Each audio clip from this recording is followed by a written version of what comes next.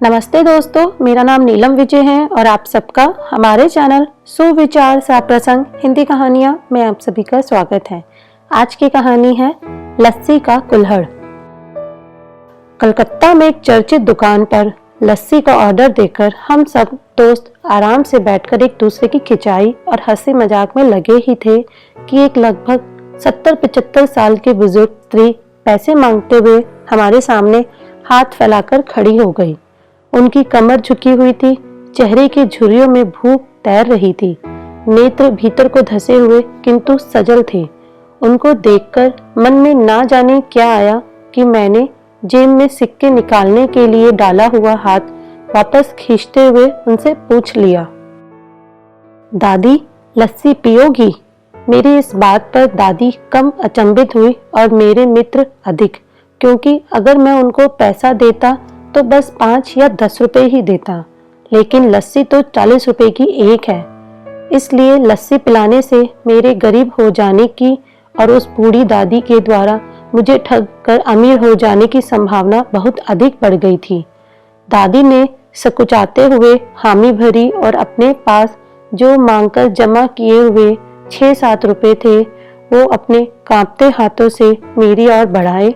मुझे कुछ समझ नहीं आया तो मैंने उनसे पूछा, ये किस लिए?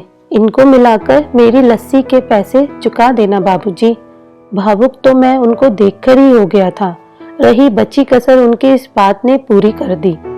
एकाएक मेरी आंखें छल छला आई और भर भराए हुए गले से मैंने दुकान वाले से एक लस्सी बढ़ाने को कहा। उन्होंने अपने पैसे वापस मुट्ठी में बंद कर लिए और पास ही की जमीन पर बैठ गई। अब मुझे अपनी लाचारी का अनुभव हुआ, क्योंकि मैं वहां पर मौजूद दुकानदार, अपने दोस्तों और कई अन्य ग्राहकों की वजह से उनको कुर्सी पर बैठने के लिए नहीं कह सका। डर ये था कि कोई टोक ना दे, कहीं किसी को एक भीख मांगने वाली बूढ़ी महिला के उनके बराबर में बिठाए जाने पर आपत्ति ना हो जाए। लेकिन वो कुर्सी जिस पर मैं बैठा था मुझे काट रही थी।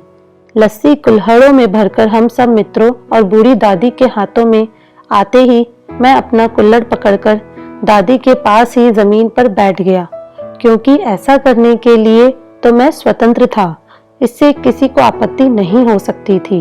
हाँ, मेरे दोस्तों ने मुझे एक पल को घूरा, लेकिन वो कुछ कहते उससे पहले ही दुकान के मालिक ने आगे बढ़कर दादी को उठाकर कुर्सी पर बैठा दिया और मेरी ओर मुस्कुराते हुए हाथ जोड़कर कहा, ऊपर बैठ जाइए साहब, मेरे यहाँ ग्राहक तो बहुत आते हैं किंतु इंसान तो कभी कभार ही आते हैं।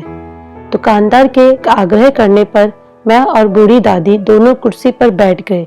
हालांकि दादी थोड़ी घबराई हुई थी, मगर मेरे मन में एक असीम संतोष था। तुलसी एक संसार में सबसे मिलिए धाये, ना जाने किस वेश में नारायण मिल जाए।